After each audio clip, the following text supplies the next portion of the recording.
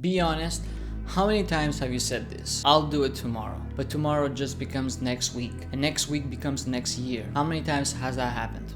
To me, in the past, plenty of times. And I'm being very honest with you. And deep down, you know it's not because you're lazy. It's just because you're stuck in your head. And the ancient Stoics knew this, and they built systems to break out of it. Today I'm going to show you 3 Stoic mind tricks that helped me stop procrastinating and will change how you approach your time and your life. But first, I just want to get something clear. Procrastination isn't about being lazy. It's about avoiding discomfort. It's about protecting your ego from failure. Your brain doesn't want pain or discomfort or embarrassment or boredom, so it distracts you, and we're all falling for it. But over 2,000 years ago, a group of philosophers faced the same battle and they beat it. They were Stoics and their mental discipline was legendary. Right, so mind trick number 1, visualize the consequences. In simple terms, just visualize what will go wrong if you do nothing. Seneca will ask himself, what if I waste a day? What if I ignore what matters? What will the cost be? What will that cost me? Most people use visualization to imagine success, but the Stoics did the opposite. They visualize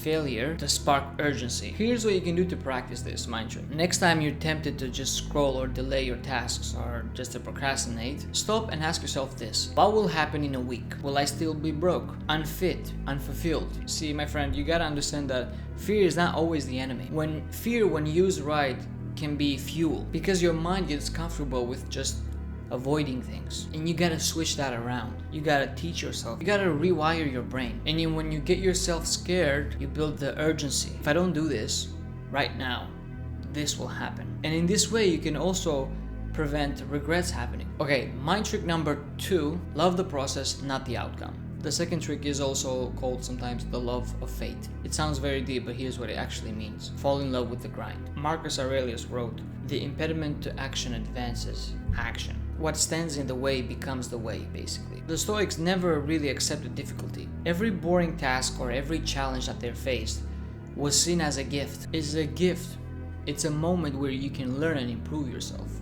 It's something that is so crucial to you, but you don't realize it. So when you're sitting behind the desk and that feels very boring to you, or when you're doing a task that you don't want to do, remind yourself this. This is where discipline is built. This is the training ground. This is where most people quit, and I don't, because the hard thing, that's the right thing. And mind trick number 3, always remember that you will die. It sounds very dark, but it's super powerful. Remember death. The Stoics kept death in front of their minds, not to be depressed, but to be awake, to remember that every day is a gift, every hour is a trade. Are you spending it scrolling or building something that matters? This is a thought exercise that you can do.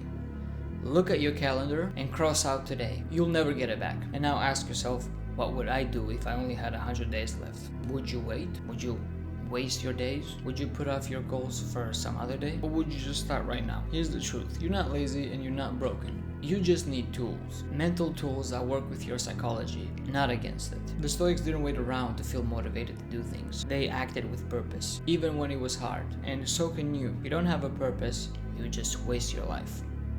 Find what you want to do and find why you want to do it. That's your purpose. Something that you can do pretty much for the rest of your life, every single day, but you'll never regret a day, but you'll never be miserable, but you'll never be desperate. Something that you can do every single day for the rest of your life and you still love it. Okay, so if this helped you think differently about procrastination, drop a comment with which Stoic idea hit the hardest, and I'll respond to every comment. If you want more videos that blend ancient wisdom with modern life action, hit subscribe. Thank you so much for watching the video, and I'll see you guys on the next one.